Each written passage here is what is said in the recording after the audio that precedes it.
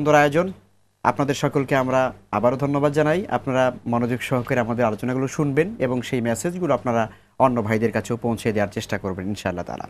মুহতারাম, আমরা একটি নাটিকা দেখে আসি।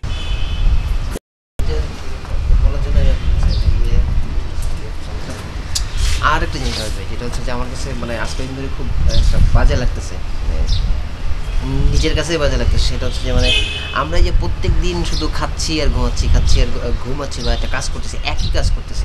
আমার মনে হয় যে আসলে আমরা আরও আমাদের দৈনন্দিন কাজকর্মের বাইরে এই আমাদের এক্সট্রা সময়টুকু আসলে কীভাবে মানব কল্যাণে ব্যয় করতে পারি, এই জিনিসগুলো নিয়ে আমি আজকে দিন ধরে খুব হচ্ছে চিন্তা করতেছি। কারণ একই ধরনের কাজ করতে করতে, একই ধরনের মানে এতে প্রেশার নিতে নিতে কেন জানি বিরক্ত।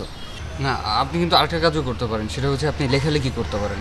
মানে মানুষের যখন আপনি প্রকৃতি, ধর্ম, যেটা আপনার মনে ইচ্ছা হয় সেই বিষয় নিয়ে কিন্তু আপনি লিখতে পারেন। আপনার মনের ইচ্ছা, আবেগ আপনি লিখতে পারেন। কোথায় লেখাটা প্রকাশ হবে সেটা চিন্তা না করে এই লেখার আপনি লিখতে থাকেন, তাহলে আপনার সময়টা কিন্তু অনেকটা, লিখতে গেলে কিন্তু মনের চিন্তারও যেরকম আপনার চিন্তার শক্তি ব্যয় হয়, সেরকম আপনার যে এই যে মনের যে আপনার দুর্বলতা বা মনে অশান্তি, এটাও কিন্তু চলে যাবে। না, ঠিক আছে, আসলে মানে আপনি আসলে অনেক সুন্দর একটা সমাধান দিলেন আমারে। কিছু টাকা পয়সা জমা আসলে মানুষের কল্যাণে আমার একটা কিছু করার দরকার, মানে এটা করা উচিত, আমাদের প্রত্যেকেরই করা উচিত। বাহ, চমৎকার! আলহামদুলিল্লাহ, আপনার মনে এত সুন্দর একটা বোধের উদয় হয়েছে।